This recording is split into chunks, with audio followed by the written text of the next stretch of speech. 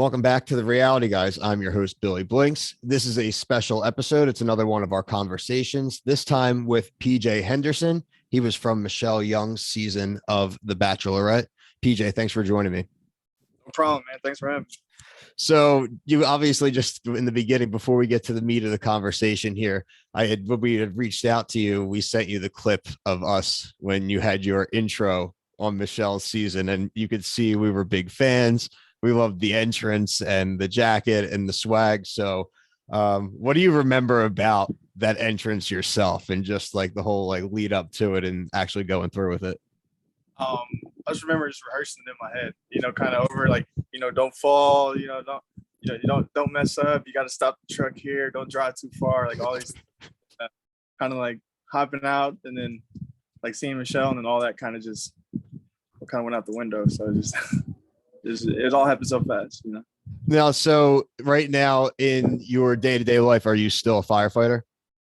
Yep. Still a firefighter. Okay, cool. Sure.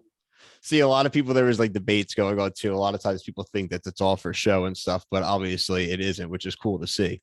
So obviously we were fans of you from the show. You weren't on the show super long, but I did see your name pop up again recently, and obviously isn't for the most positive story. So I kind of want to give you the floor here to discuss the situation going on with the court case and how that relates to your family and kind of just the history behind that. Okay. Yeah. So in 2017, just to kind of start from the top, 2017, my little brother, he graduated, from University of Arizona, and he went to Greece with some guys, couple of his frat brothers, and they went and hung out, and he was launching his clothing line out there, taking some pictures, things like that. Mm-hmm. Last night they were there, got in an altercation kind of type deals. Just took like a selfie with one of the bottle girls there. So happened to be like a Serbian prominent bar type place, and a lot of the guys, one of the guys, didn't like that she took the picture and kind of pulled her aside, like, there's all these Serbian guys here, why would you do that? And he struck my brother, and then they got in a little altercation inside and ended up outside. And then like nine more guys came out, and then they chased him and beat him to death. So it was kind of like he was mauled in the street out there. And we went for the trial initially. After that in Greece that fall, and it's a process. They had 9 guys were tried, and I believe 6 received sentences, and none of them were charged with murder. So like, kind of got off there, and we ended up getting granted a retrial. So the prosecutor pushed for a retrial. We got that, blessed with that, and COVID pushed it back a little bit, and that's kind of where we're at now. So now it just started a week and a half ago. So we're back in Greece. I'm back home now. But yeah, so the retrial started, and we're kind of, just trying to get, the right proper sentencing that we feel, justifies the actions that were done. So just kind of to bring a little bit of peace and closure to the family, and, just definitely just he deserves that much, and that's any other person would. So that's kind of where we're at with the trial. We'll see. Now, obviously, I think it goes without saying, like for myself and like the audience, one, obviously we send our condolences out to you and your family. That's an unspeakable thing and something you shouldn't actually ever have to deal with. But I have a few questions here. I kind of want to know a little bit more about Bekari. I mean, I think that's always a part when there's tragedies about, how someone goes, especially if it's something as heinous as a murder. The story ends up being about how they died and not like about how they lived. So I always like in these kind of situations, at least be able to talk about the person. So, let our audience and ourselves kind of get to know him a little bit better. Yeah. And I really like the way you worded that as well. The way they live is often overlooked, when it comes to the way people are, the way they died. But he was just, he was like the life of the party, lit up the room everywhere he was. And he was always, it's always like he was one step ahead. She's sitting in the room talking to him, and it's like he was always thinking like, way down the line. It's just at a young age he was always like that. It was funny being his older brother, because it's just like, yeah, okay, whatever. He's like tag along, whatever, and it's like he's always talking some crazy stuff. But then he started doing these things that he was talking about, and he he got to the college he wanted to go to, and he's got into business school and started doing these things. And it's like, wow, he's really making these things happen. And he was just a really fun person to be around. You know, we love sports, simple stuff, you know, hanging out, playing video games, play a little FIFA. We still back and forth on FIFA all the time. That was it. FIFA and basketball, chess, you know, everything. We just like to compete, you know, we had a good time. And he was just, you know, a really, really astonishing person. You know, just the things he would do is accomplish, and, you know, not just nice, but just like, you know, family. You know, the right before, so he graduated, we were in Arizona. He had a bunch of family out there for his graduation. This was a few months before he went to Greece. And I'm just like, you know, we went to a super fancy place, you know, some place even tells us is really good or whatever, you know. It's like, okay, it's a nice place, whatever. So the bill comes, and, you know, we're about to, you know, try to hash it out, whatever, see, you know, who's gonna pay. And my dad reaches for it, whatever, you know, and my brother's like, no, I got this, you know. And he paid for the whole family. Like, we had, you know, aunts, uncles, everybody there. He paid for everybody's meal. And, you know, it's just like little things like that. You know, he really enjoyed doing that. You know, it's and it was like, well, where'd you get the money to do this? You know, he's just, but yeah, you know, he's always got a little something, you know, going on in the works. And he was just really a, you know, remarkable person in that manner. How do you think he would have felt about you going on the Bachelorette? He would have got a kick out of that. He would have gave me a lot of crap for that. You know, yeah, that would have been very funny for him, for sure. So obviously, like we were kind of saying, you want to try to focus on the way he lived, but obviously the way he died and the mourning process is kind of part of your journey, your family's journey, his journey. But I kind of I looked into obviously yourself before talking to you, and I saw that you have a foundation now, and it is centered around helping other families who may not have gone through the exact same situation as yourself, but maybe even very similar. Can you talk about that a little bit? Yeah, so we started the foundation in his name, in his honor. We did that. The first, initially, we've got a whole board that we have a selection committee. People submit, you know, stories, articles, whatever, for people they know, family, friends, or families they know that lost someone due to violence. And we picked a family, and initially we sent the first family, that was 2018, sent them to Disney World. We were able to do that. We just raised money. We wanted to do that for them, and kind of, it's you know, call it transformative healing, you know, healing by, you know, travel. And now we're doing it to where we're setting up families, multiple families we chose are going to Costa Rica this year. So that was something we were trying to do the last couple of years, but COVID pushed it back. And it's going to be more of like a group retreat type deal. We're going to go as well. It's like just group healing and dealing with grief and things like that, and also an opportunity for some people to, you know, get out and see things that they've, you know, maybe never seen before, you know, in a different country, travel a little bit, and which was really big. Something my brother was really big about, was traveling. And that's cool. Yeah, and we also we raise money for that. We do stuff in the community as far as back to school things for kids in the community in Austin, which is where I grew up, where Bekari was born. My parents still live there in Austin. Okay. Like backpacks, books, things like that, drives for the kids, and little programs for them to just get back into school for those who don't have the means to get school supplies and things like that. So we're trying to expand, still, you know, kind of, you know, getting off the ground here. So we'd love to, you know, reach as many people as we can and kind of make a difference that way.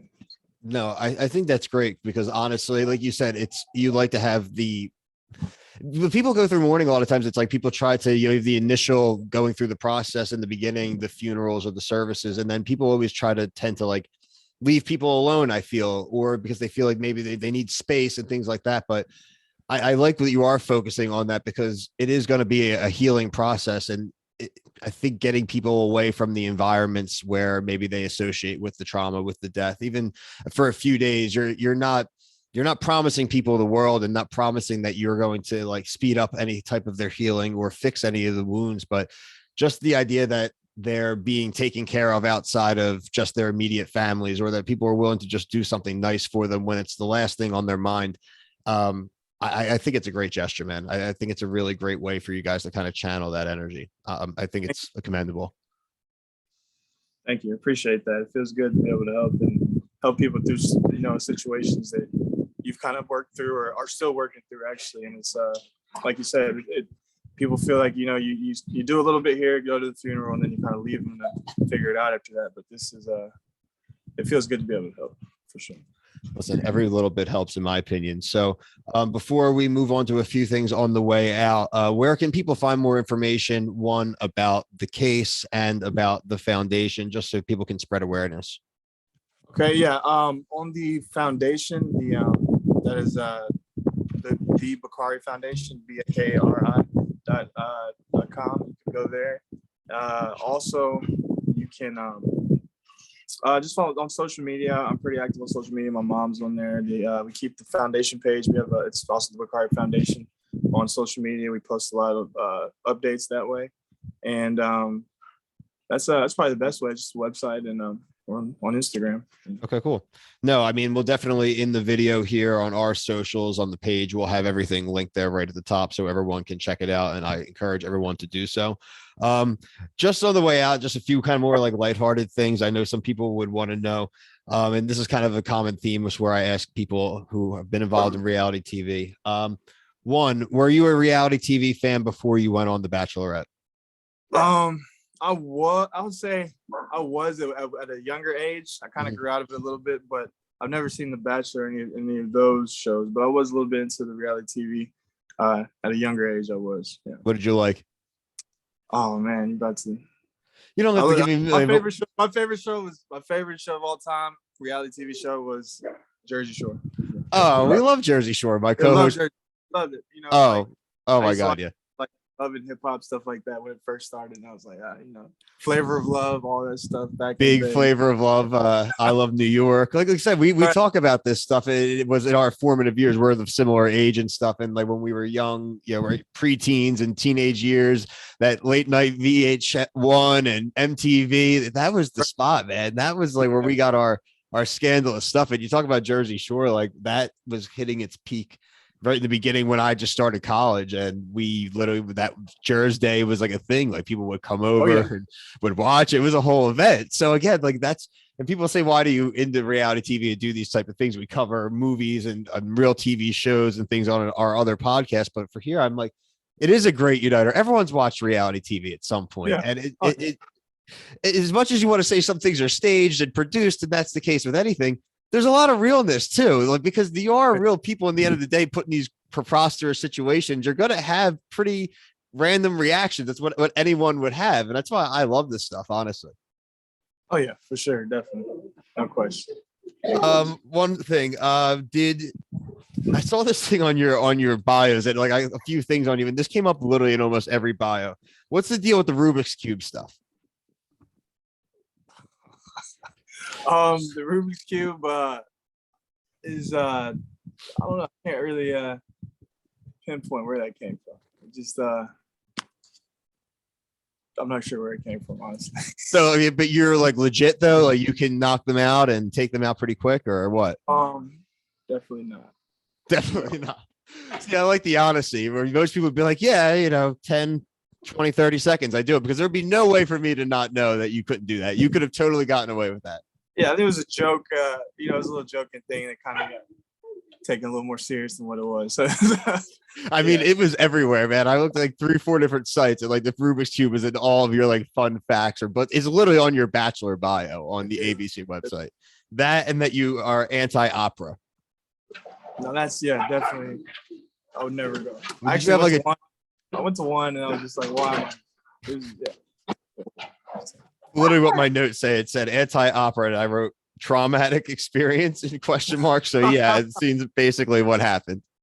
Yeah, it was a bad experience. Listen, man, I get it. I grew up, I was the son of a dance teacher, so I had to go to sit in a lot of dance recitals and things that were, and I'm not an dancer. I loved it, but like being forced to go to something you don't want to sit through and watch, and it was like traumatic. I don't know, like my poor kids, I'm not going to be able to I don't know if I could do the opera either. Actually, I don't know if I even want to test myself.